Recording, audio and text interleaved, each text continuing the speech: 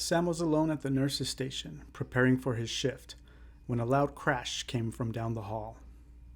Sam, a short, stout man in his late 40s, ran towards the sound as fast as he could. He didn't know where it came from, but he knew where he needed to check first. Sam stopped in the doorway to Mr. Fernley's room. He placed his hands on both sides of the frame to support himself while he caught his breath.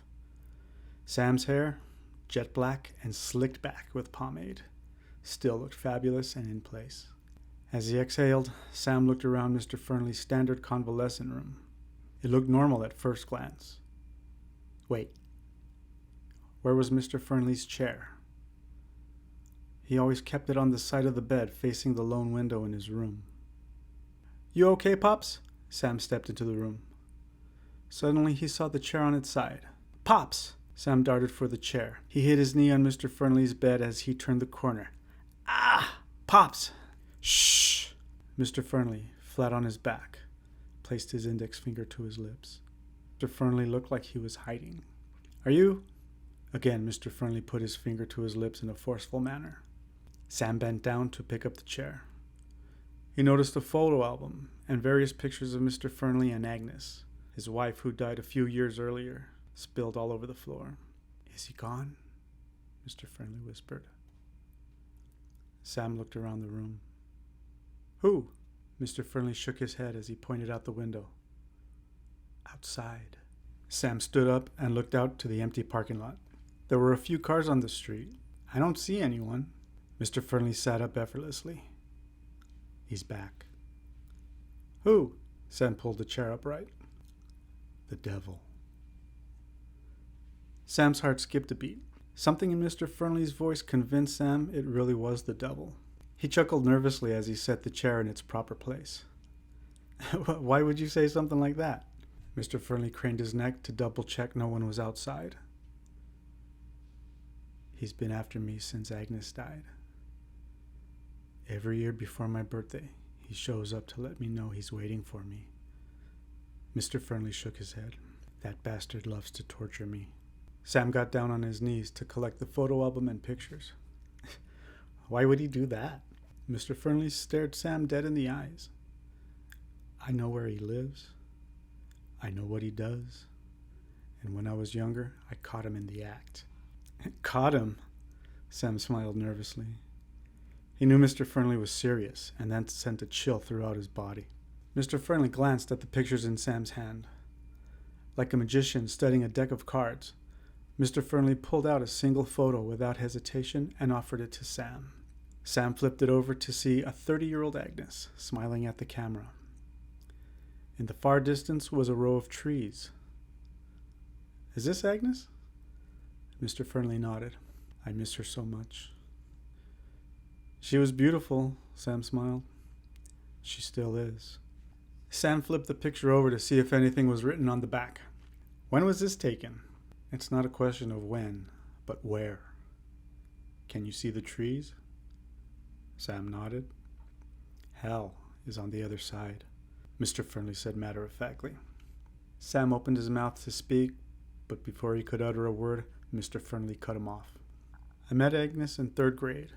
It's funny, but I knew the first time she walked into Mrs. Bennington's class that I was going to marry her." Our eyes locked when Agnes looked around the room. I could see her fear, her trepidation. I promised myself I would always protect her. It wasn't long before I had my first fight.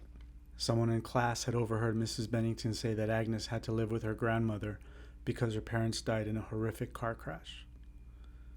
Next thing I know, a few boys crashed into each other pretending to be Agnes's parents. Agnes ran off crying, and they gave chase.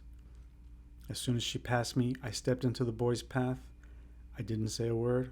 I just threw a punch. Then another, and another. My mom had to pick me up from school. She was livid until I explained what happened. She let me go outside and play after dinner that night. I got on my bike and rode around the block. At one point, I heard someone scream, "It's Agnes's boyfriend." I didn't mind at all. Sam couldn't help but chuckle. Agnes and I became inseparable. Everyone knew we kept an eye on each other, so no one messed with either of us. Being from a small town, Agnes and I were able to be in the same class up until we graduated high school. Agnes's grandmother was getting up there in age. She usually made simple meals for Agnes, especially when her arthritis kicked in. My mom loved to cook, so she didn't mind whenever I invited Agnes over for dinner. Agnes always accepted, and my mom would make enough to send home for Agnes's grandmother. Sam stared as Mr. Fernley's mind wandered off for a moment. Suddenly, a smile grew on Mr. Fernley's face. I remember our first kiss like it was yesterday. We had talked about it for at least a month, but we were afraid to actually do it because one girl told Agnes that she would get pregnant if she kissed me. What? Sam interrupted. I know. Mr. Fernley shook his head. The girl told Agnes she saw her mom kiss her dad, and then her brother was born.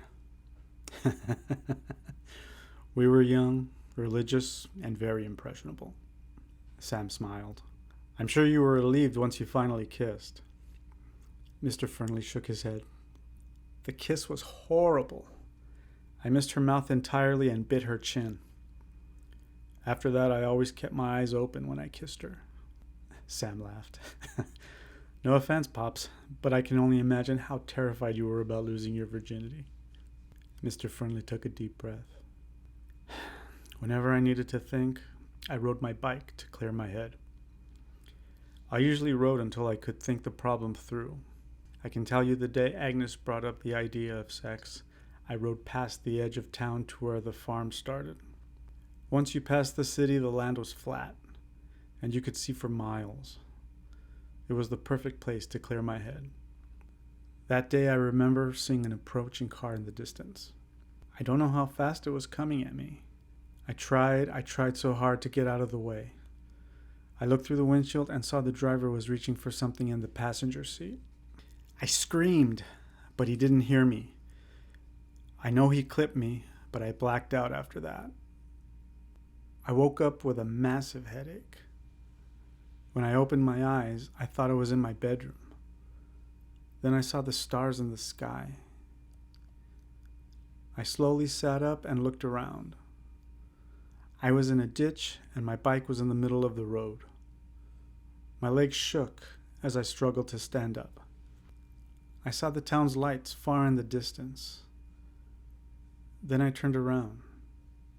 Mr. Fernley turned his body for emphasis, but stopped halfway.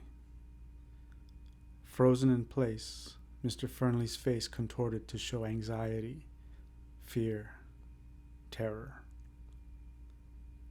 Pops? Sam tried to release Mr. Fernley from his trance. Mr. Fernley's voice deepened. There was a wall of trees in front of me. I didn't know if they were always there or if I had never paid attention, but the trees were in a perfect line. I looked both right and left. The trees formed an eternal fence that disappeared into the darkness.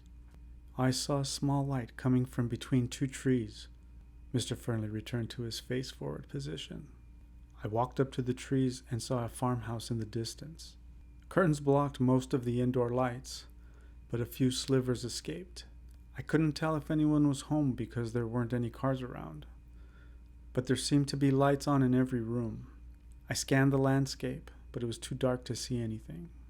I can't describe how terrified I was to approach the house, but I had no choice.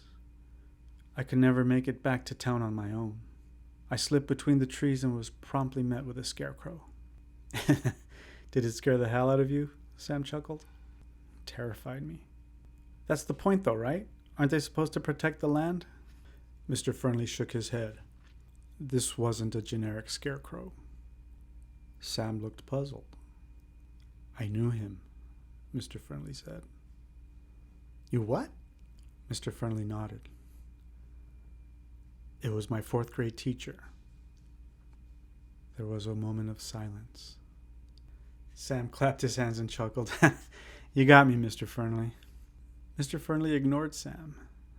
His name was Mr. Lyle, and he had recently died of a heart attack. Sam cleared his throat of embarrassment. Fear crept into Mr. Fernley's eyes as his muscles tensed up. His breaths were short and shallow. I stood in front of him. I looked him in the eyes, He looked back at me. Mr. Fernley leaned forward and stuck his hand out to caress the air in front of him.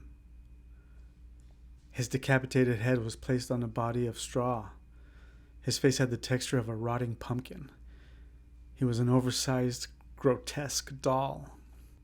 Sam immediately rubbed his arms to prevent the hairs from rising any higher. Mr. Fernley continued. What's worse is he wasn't the only one. I turned around and saw the whole field was full of scarecrows. I should have left and tried my best to get back to town, but I kept telling myself it was all in my head. The pain was causing hallucinations, and to prove it, I would have to see another scarecrow.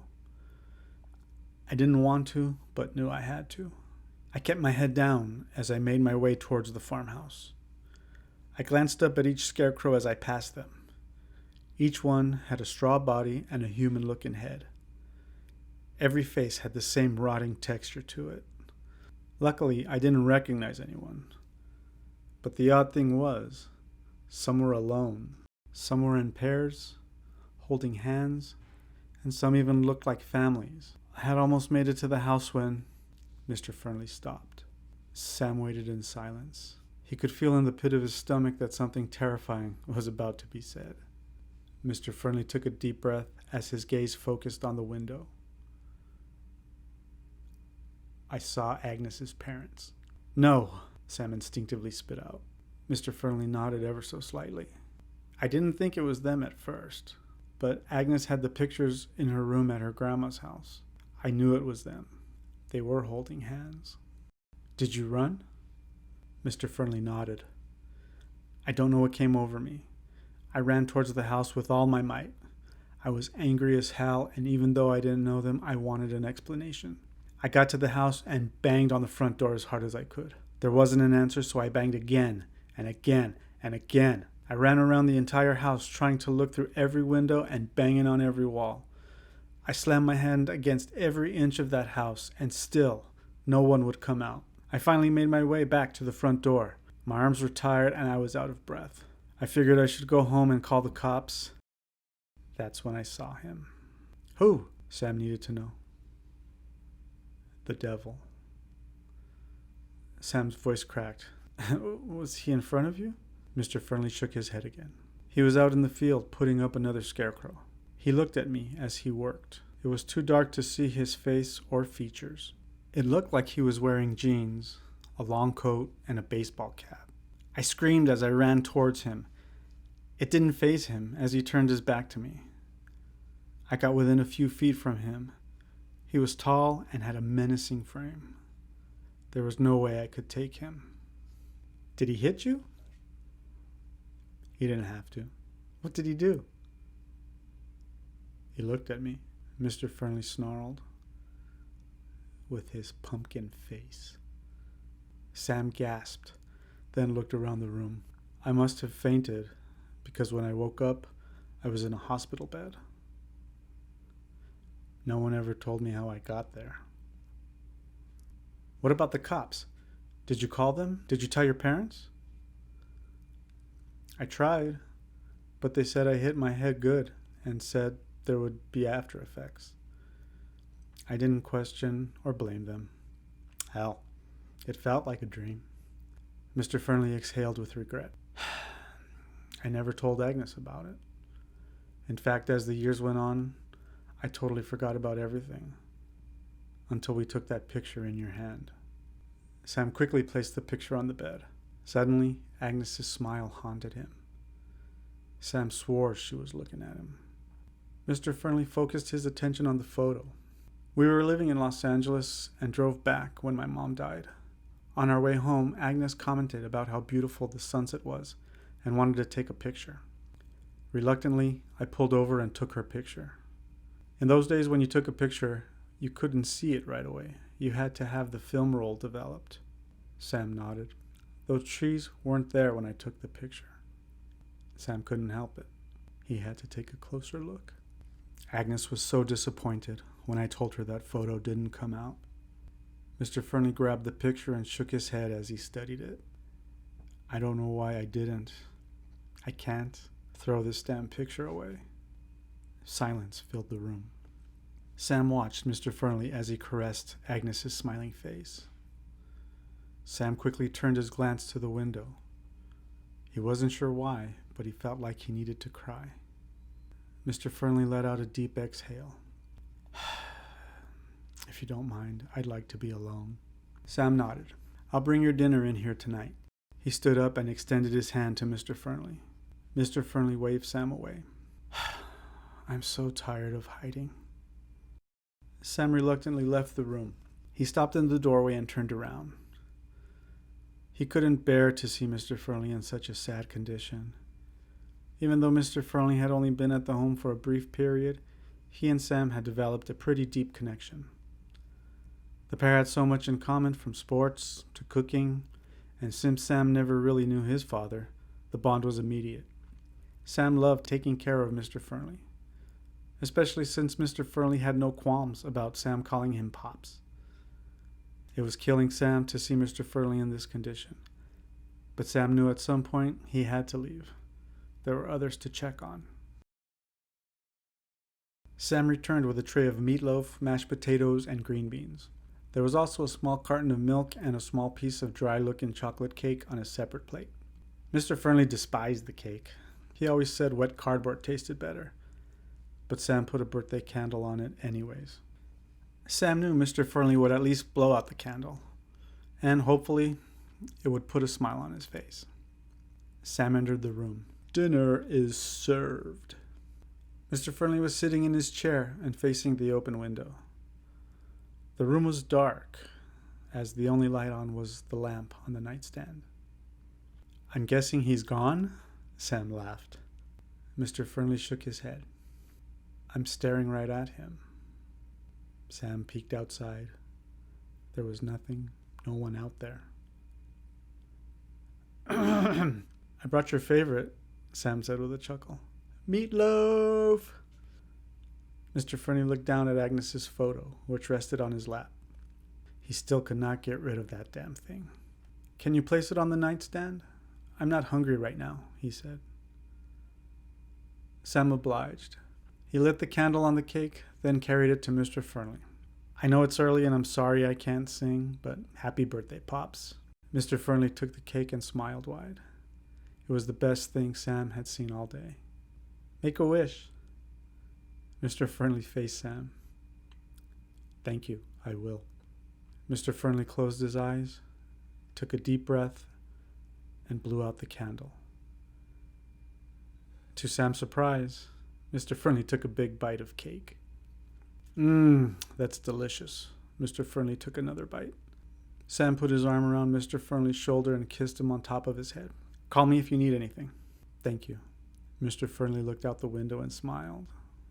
As Sam made his way down the hallway, he could have sworn he heard Mr. Fernley whisper, Come on, let's get this over with. Mr. Fernley slept on his back, still, peaceful. The farmer watched from the doorway. The light from the nurse's station highlighted his outfit. Jeans, a long coat, and a baseball cap. Mr. Fernley quickly opened his eyes and sat up. He looked deep into the farmer's pumpkin face, but something was odd. Mr. Fernley wasn't afraid. The farmer didn't say a word as he offered his hand to Mr. Fernley. Mr. Fernley got out of bed, stood up, and stopped. Something wasn't right. He couldn't feel his feet on the cold tile. Mr. Fernley turned around to see his body still in bed.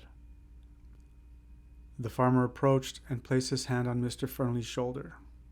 He didn't speak, but Mr. Fernley heard, Agnes is waiting. The night seemed to drag. Sam kept looking at his watch.